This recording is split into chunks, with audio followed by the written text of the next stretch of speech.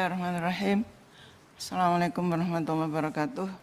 Salam sejahtera untuk kita semua. Yang saya hormati Ibu Menteri Sosial dan seluruh jajarannya. Yang saya hormati pimpinan Komisi 5 dan seluruh jajaran dan seluruh anggota Komisi 8, maaf, keliru Komisi 5. Yang pertama ingin memastikan, tadi sedikit disinggung oleh Bapak Ketua atau pimpinan, terkait bulan Juli 2020 pernah ada rapat gabungan antara Kemensos, Kemendagri, kemudian Keuangan dan lainnya.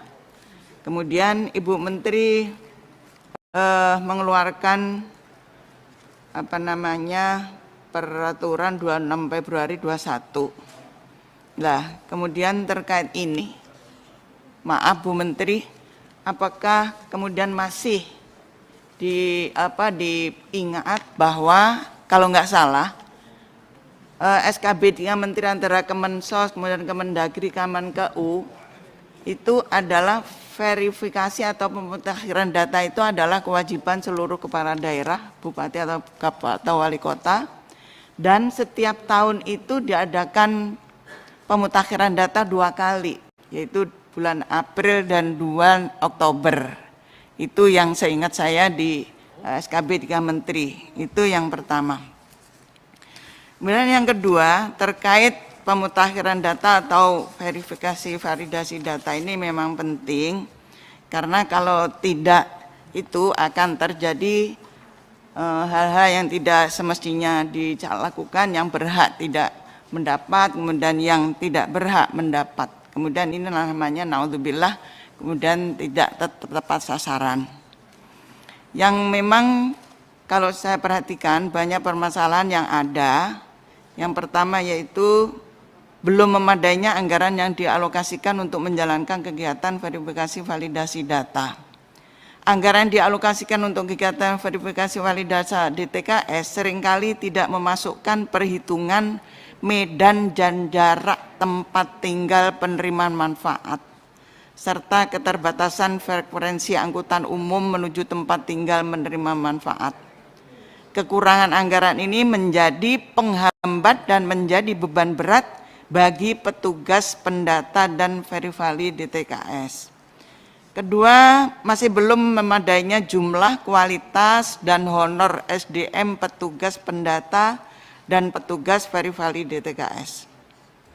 Oleh karena itu, pelatihan bagi petugas pendata dan verifali perlu ditingkatkan untuk menekan kesalahan data penerimaan manfaat, termasuk terdaftarnya orang atau keluarga yang tidak layak dan seterusnya.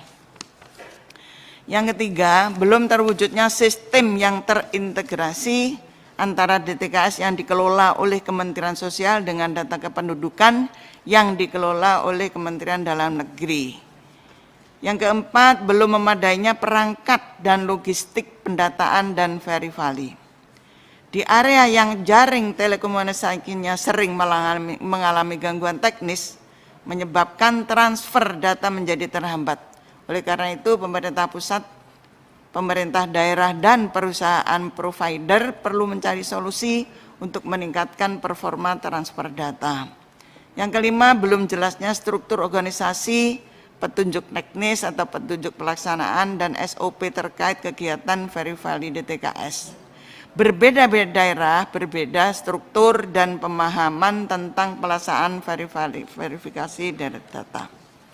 Yang oleh karena itu, ada saran, yaitu pengalokasian anggaran yang memadai dan realistis untuk menjalankan kegiatan verifali. Kemudian perlu pengelolaan jumlah, kualitas, dan honor SDM dan petugas pendata dan petugas verifali data yang lebih layak. Dan sistem yang terintegrasi antara DTKS yang dikelola oleh Kementerian Sosial dengan data kependudukan yang dikelola oleh Kemendagri. 4. Peningkatan perangkat dan logistik pendataan dan verifali. Kelima, penetapan struktur organisasi, petunjuk teknis atau petunjuk pelaksanaan, dan SOP terkait kegiatan verifali DTKS. Kemudian yang dikeluhkan di masyarakat itu masa yang pandemi ini Kemudian memang masih carut marut pendistribusian bansos dan sebagainya, yang konon di sana itu di Kemensos ini menerima data online. Nah, ini yang mengecewakan masyarakat. Jadi mereka pada mengeluh dan supaya ini di stop, jangan diikuti yang online mendaftarkan diri untuk menerima bansos. Ini saja Ibu Menteri, terima kasih. Wassalamualaikum warahmatullahi wabarakatuh.